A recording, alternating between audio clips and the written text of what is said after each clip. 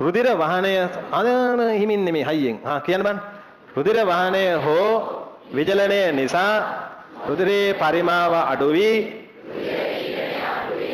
එය සංකීර්ණය මගින් අනාවරණය කරගනි.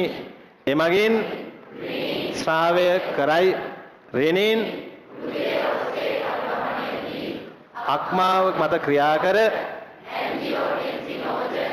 ඇන්ජියෝටෙන්සින් 1 බවට පත් කර මුදා හරි.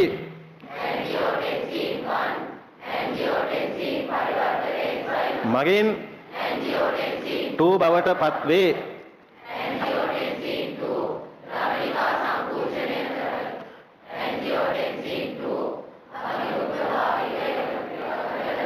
ඇල්ඩෙස්ටරෝන් ස්‍රාවය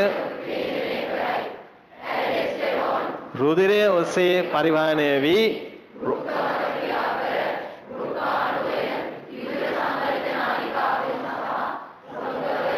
සංග්‍රාහක ප්‍රණාල මගින් ක්‍රීය ප්‍රතිශෝෂණයත්